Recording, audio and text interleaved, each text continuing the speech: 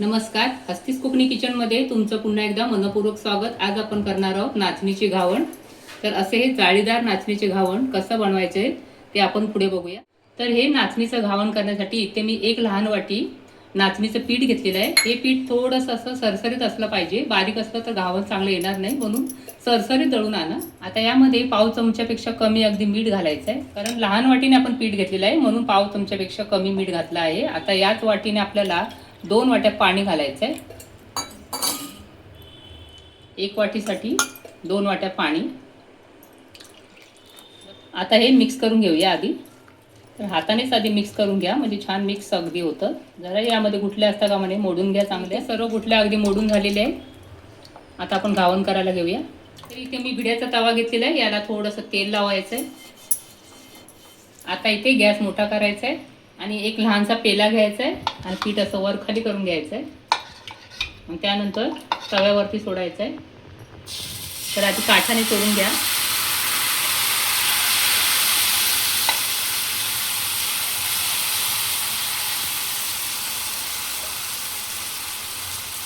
त्यानंतर वरती झाकण ठेवायचं आहे आणि फक्त 10 सेकंदासाठी असंच आपल्याला हे झाकण ठेवून द्यायचं आहे। तर आता 10 सेकंद झालेले आहेत, काढूया झाकण। पूर्ण वाफ जाऊ द्या, नंतर आपण पलटवून घेणार आहोत। तर बाजूने बघा आता काठ सुटू लागलेले आहे आणि पूर्ण कोरडं झालेले आपलं घावण। तेव्हा इथे गॅसच्या कमी करा आणि परत थोडंसं वेळ थांबा। आता आपण काढून घेऊया। इथेही आपल्याला 10 सेकंद फक्त आपल्याला हे शेकवून घ्यायचं आहे। 10 सेकंद झालेले आहेत, काढून घेऊया। तर इथे जाळी घ्यायची आणि यावरती हे काढायचं आहे, म्हणजे ही जी वाफ असेल ती जाळीच्या मार्गे निघून जाईल। अजून एक तुम्हाला दाखवते। सर्वात आधी साफ करून घ्या, त्यानंतर परत थोडंसं तेल लावा सर्व बाजूने।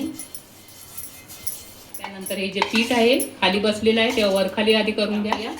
तर कढईने आधी टाकायचं आणि तेला थोडं वर धरायचं आहे, म्हणजे जाळी छान येते। त्यानंतर 10 सेकंदासाठी आपल्याला इथे झाकण ठेवायचं आहे। 10 सेकंद झालेले, झाकण काढायचं आहे आणि पूर्ण वाफ जाऊ द्यायचे, नंतरच आपल्याला हे पलटवायचं आहे। आता घावण कोरडं झालं आणि बाजूने काठ सुटू लागले की गॅसच्या तिथे मध्यम करा, थोडा वेळ थांबा, त्यानंतर हे पलटवून घ्या। परत 10 सेकंद आपल्याला यावरती असं शेकू द्यायचं आहे आणि मगच काढायचं आहे। 10 सेकंद झालेले आहेत। आधीचं घावण मी भांड्यात काढून घेतलंय आणि हे घावण आपल्याला जाळीवरती काढून घ्यायचं आहे। अशाच प्रकारे बाकीचे घावण काढून घ्या। नाचणीच्या घावणासोबत मी इथे घेत आहे कडधान्याची उसळ आणि नारळाची चटणी। कारण कडधान्याची उसळ आणि नारळाची चटणी या घावणसोबत खूप छान लागते, एकदा नक्की करून बघा। तर ही रेसिपी पाहताना तुम्हाला कशी वाटली कमेंटमध्ये नक्की सांगा। व्हिडिओ आवडला असेल तर लाईक करा, शेअर करा, नवीन असाल तर सबस्क्राईब करा। परत भेटूया मस्त अशा रेसिपी बरोबर, तोपर्यंत विश्रांती घेऊया। धन्यवाद।